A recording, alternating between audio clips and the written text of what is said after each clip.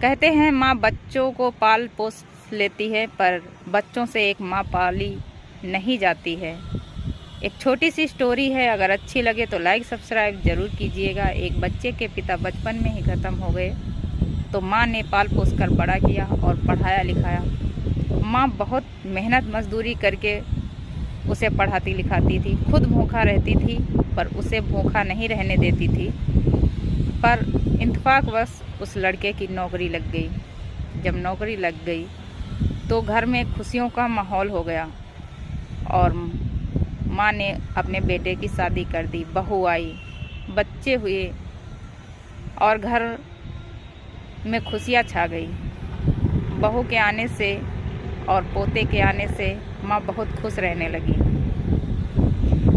कुछ दिन तक समय अच्छा चला, फिर उसके बाद माँ बहू को बोझ लगने लगी। वह माँ को हर समय ताने देते रहती।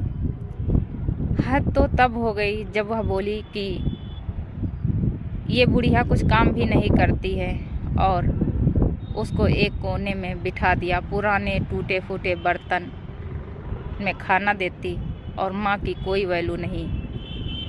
बेटा भी बहू की सुनता था, लेकिन वो माँ को कुछ नहीं कहता और बहू की ही सुनता रहा। माँ इतना सब कुछ हो जाने के बावजूद भी वह अपने बेटे को दुआ ही देती थी कि हे भगवान, मेरे बेटे को खुश रखना, कभी उसे तकलीफ़ मत देना, क्योंकि वो माँ थी ना, इसलिए वो दुआएं दे रही थी। माँ अब चल भी नहीं सकती थी, शरीर एकदम बूढ़ा हो गया, कमर लच गई थी और गर्दन भी झुक गई थी।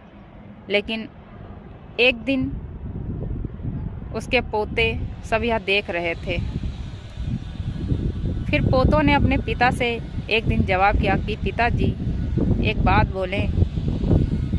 तो बेटा बोला क्या? बोला ये बर्तन हमें संभाल कर रखने पड़ेंगे। पिता बोला क्यों?